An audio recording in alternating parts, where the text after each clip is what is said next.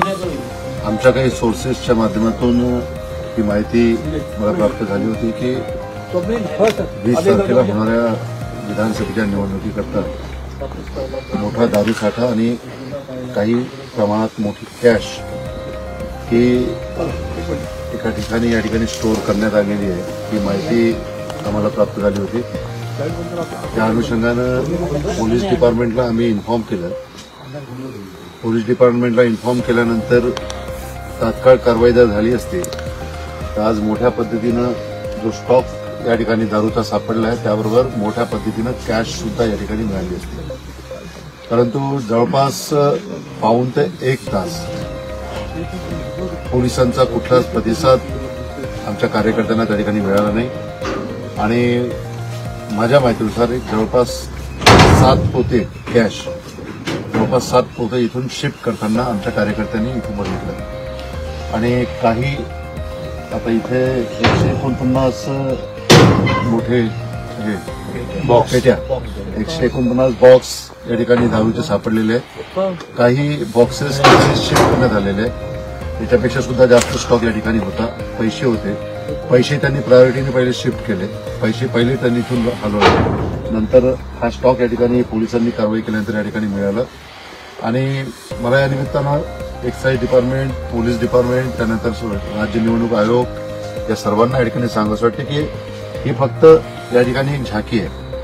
हा माल जो या ठिकाणी स्टोअर केला होता हा माल मला तरी वाटतं फक्त आर्वी शहरापुरता तितका मर्यादित असेल।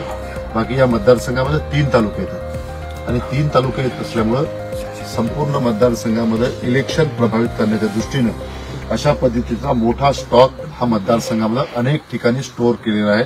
पैसे सुद्धा आहेत, हा माझा स्पष्ट आरोप त्या निमित्तानं आहे। त्यामुळे पोलीस डिपार्टमेंट असेल, एक्साईज डिपार्टमेंट असेल, सर्व ज्या काही निवडणूक यंत्रणा असेल यांनी या गंभीर बाबीची दखल घेतली पाहिजे अशी अपेक्षा मी या ठिकाणी करतो। आणि त्याचबरोबर जे दोषी लोक याच्यामध्ये आहेत, हा जो स्टॉक या ठिकाणी सापडलाय हा स्टॉक अश्विन शेंडे नावाचे भारतीय जनता पक्षाचे कार्यकर्ते आहे, जे भारतीय जनता पक्षाचे इथले उमेदवार सुमित वानखडे यांचे अतिशय निकटवर्ती आहे, अतिशय क्लोज संबंध त्यांचे आहे आणि त्यांच्या शेतामध्ये हा माल या ठिकाणी स्टोअर झालेला आपण या ठिकाणी जप्त केला आहे। मतदारसंघामध्ये इतरही ठिकाणी अशा पद्धतीचा माल स्टोअर झालेला आहे याची पूर्ण आम्हाला विश्वसनीय सूत्रानुसार माहिती मिळालेली आहे। फक्त एक्झॅक्ट स्पॉट न मिळाल्यामुळे आम्ही अजूनपर्यंत कुठली कारवाई करू शकलो नाही, परंतु या स्पॉटची एक्झॅक्ट माहिती भेटली त्या अनुषंगाने ही कारवाई केली आहे आणि इतक्या मोठ्या पद्धतीनं दारूचा स्टॉक या ठिकाणी सापडलेला आहे। त्यामुळे सर्व मतदारांना मी आग्रही या ठिकाणी अपील करतो की भारतीय जनता पक्षाचा खरा चेहरा आजच्या या कारवाईच्या माध्यमातून जनतेच्या निदर्शनास आलेला आहे, उघडकीस आलेला आहे। त्यामुळे युवकांचं भवितव्य विकार करण्याचं काम जे भारतीय जनता पक्षाचे नेते अशा पद्धतीच्या सर्व प्रकारामधून त्यानिमित्तानं करतात।